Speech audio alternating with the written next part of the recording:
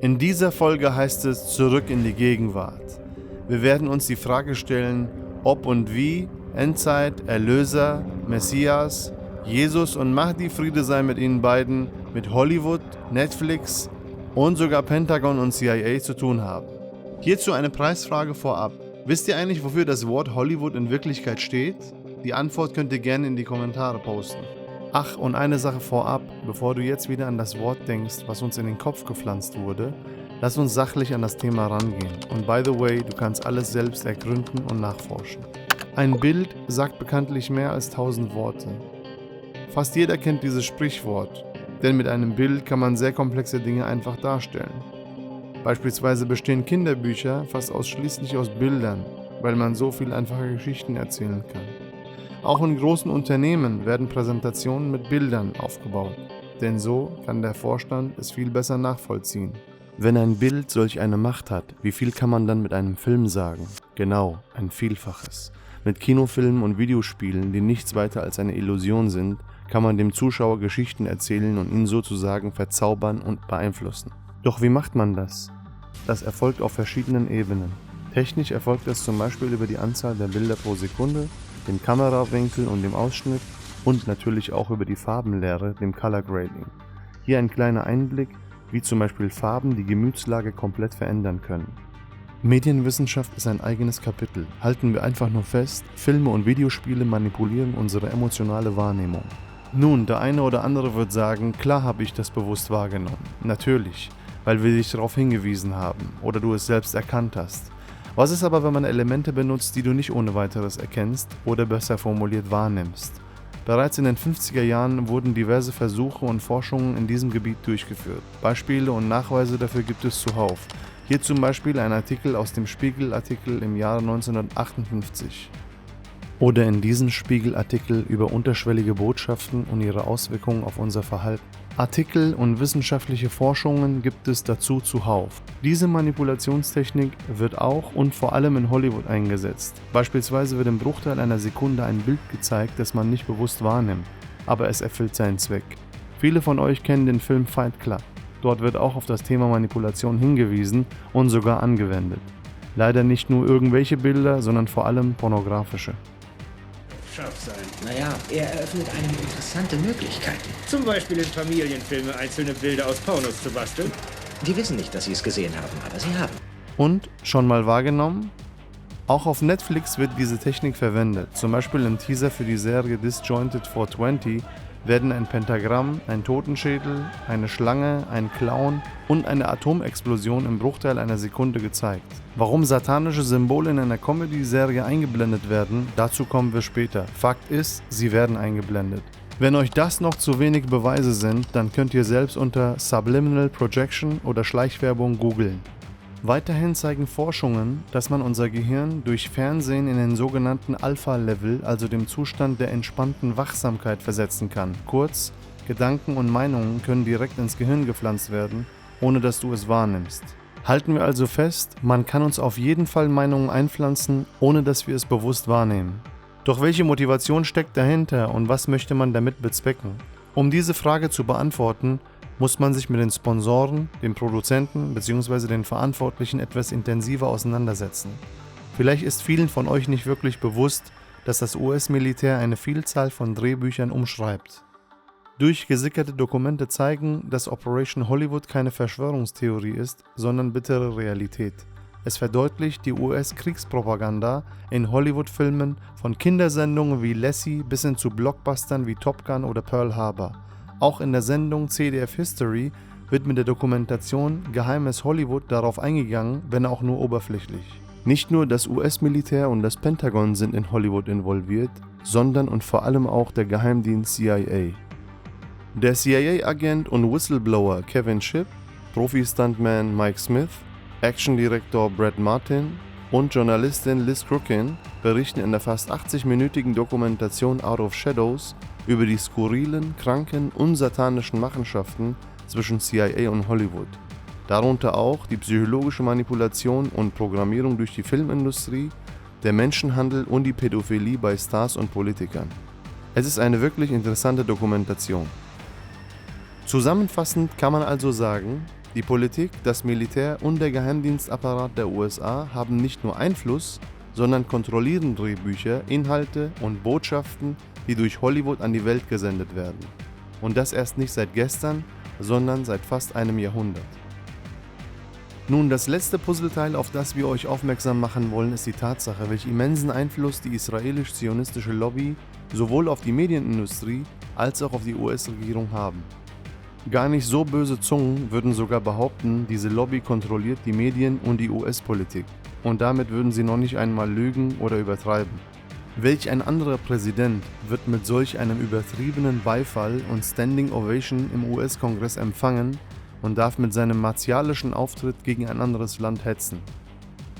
Members of Congress, I have the high privilege and distinct honor of presenting to you the Prime Minister of Israel, His Excellency Benjamin Netanyahu.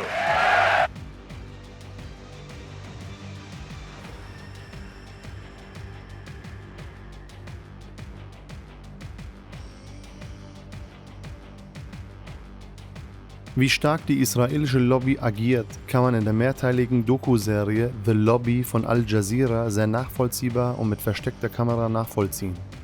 Was haben wir bisher gesammelt? Wenn wir nun alle Puzzleteile auf den Tisch legen und zusammenfassen, ist es dann immer noch eine Verschwörungstheorie oder eher eine gepflanzte Meinung, die wir haben sollen? Mit diesen Hintergrundinformationen ist es nicht verwunderlich, warum die US-Regierung und ihre Sponsoren Hollywood als Propagandainstrument für ihre Zwecke schon immer genutzt haben. Unabhängig davon, wer Feind war, ob es nun die deutschen Nazis waren oder die Sowjetunion und ihre Verbündeten im Kalten Krieg, das Konzept von Held und Anti-Held wurde auf eine beeindruckende und manipulative Art und Weise von Hollywood vordefiniert.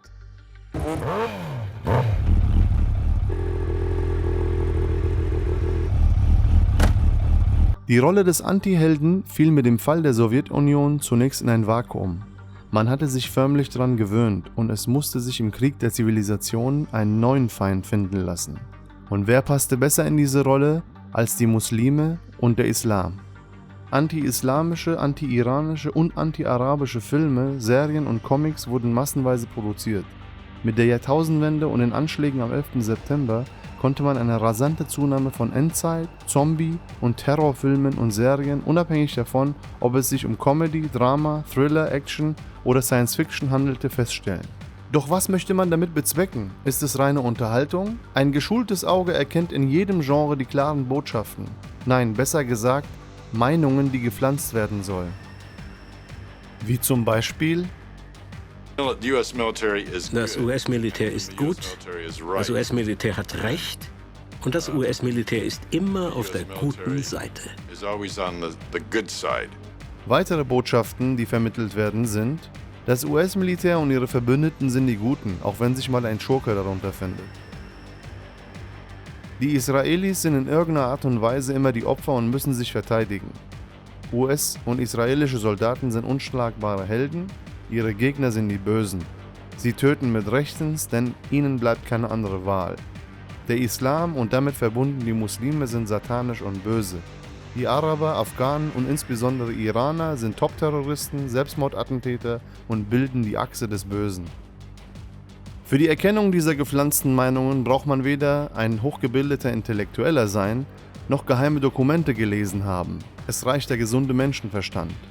Doch was ist mit Filmen und Serien, bei denen Botschaften subtil versteckt und nur vom Unterbewusstsein wahrgenommen werden? Botschaften über Themen, die nur ein Kenner erfassen kann. Wir werden noch auf die subtilen Botschaften und Themen zu sprechen kommen, doch vorher möchten wir noch eine Frage stellen, und zwar, ob politische und mediale Handlungen mit religiösen Ansichten zu tun haben.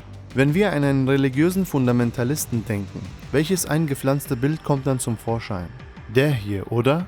Aber selten oder nie? So einer, oder? Zu weit hergeholt? Okay, bringen wir ein wenig Licht ins Dunkel und schauen uns mal zum Beispiel diesen Ausschnitt aus der Rede von Benjamin Netanyahu im US-Kongress an. Auf Basis von tief religiösen Prophezeiungen untermauert er seine Feindschaft mit dem Iran. Tomorrow night, on the Jewish holiday of Purim, we'll read the book of Esther. We'll read of a powerful Persian viceroy named Aman, who plotted to destroy the Jewish people some 2,500 years ago. But a courageous Jewish woman, Queen Esther, exposed the plot and gained for the Jewish people the right to defend themselves against their enemies. The plot was foiled, our people were saved. Oder in dieser Rede vor der größten israelischen US-Lobby namens AIPAC. Last week we read in the book of Esther about an earlier Persian attempt to exterminate our people. They failed then, they'll fail now. Doch welche Bedeutung hat dieses Purim? Um die Sichtweise und Ideologie, die sich hinter diesem religiösen Fest verbirgt, zu verstehen, hören wir dem Rabbi David Bar Hayim in diesem Video genau zu.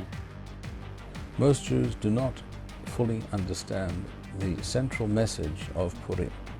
And that message is, very briefly and simply, that we, the Jewish people, are commanded to destroy the enemies of our people in all times, in all places, as happened, as described in detail in Megillat Esther, in the book of Esther, where we find that 75,811 of our enemies were destroyed, including women and children. Perhaps it is not politically correct in the eyes of some, but it is the true, authentic, and absolutely essential message of Purim, and it is the central truth of the Torah.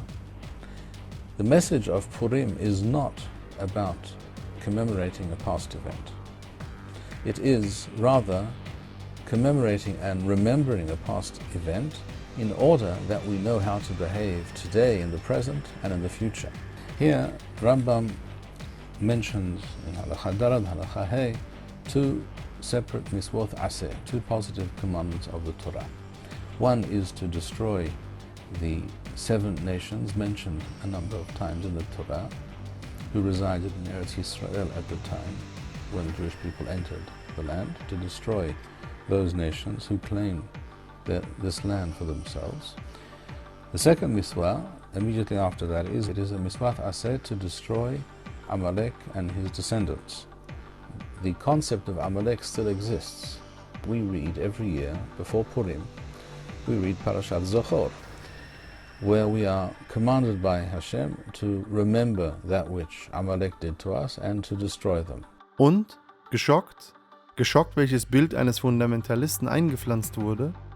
Auch in den USA existieren sogenannte fundamentalistische Neo-Evangelisten, die die Bibel wörtlich interpretieren und sie als Grundlage für ihre geopolitischen Handlungen definieren.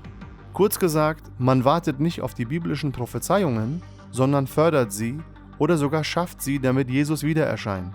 Hierzu gehört vor allem ihre volle Hingabe zur Errichtung eines zionistischen Staates Israel. In diesem Licht erscheint das eingelöste Versprechen Trumps, die US-Botschaft nach Jerusalem zu verlagern, in einem ganz anderen Licht.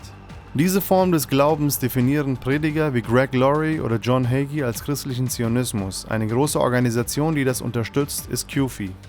Die Botschaft an Millionen Christen, vor allem Amerikanern, ist es, Iran zu bestrafen bzw. zu zerstören und Israel zu beschützen, so wie im Buch Esther festgehalten wurde. Diese fundamentalistischen Ansichten bilden die Grundlage für die US-Außenpolitik. Präsident, Vizepräsident und Außenminister der US-Regierung sind überzeugte christliche Zionisten. Ohne ein Geheimnis daraus zu machen, gibt es Mike Pompeo hier offen zu.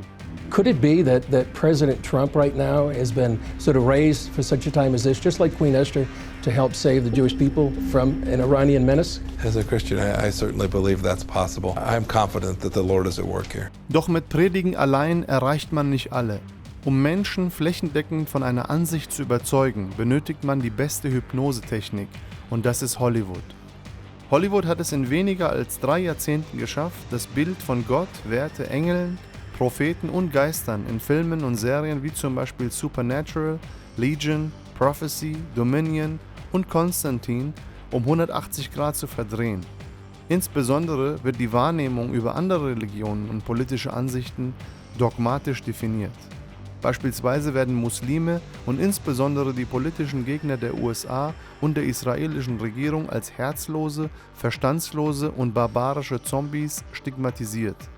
Als Zuschauer soll man nie Mitgefühl oder gar Sympathie für solch eine Gruppe entwickeln.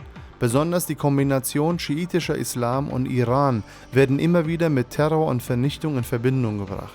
Filme wie zum Beispiel 300, Argo, The Operative oder Serien wie Homeland pflanzen dem Zuschauer eine klare Meinung ein. In der nächsten Folge möchten wir uns mit 2 sehr bekannten Hollywood-Filmen und einer Netflix-Serie etwas genauer auseinandersetzen. Unserer Meinung nach referenzieren diese Filme eindeutig auf die Endzeit und dem Erlöser und stellen Muslime als barbarische Zombies dar. Vielen Dank für eure Aufmerksamkeit.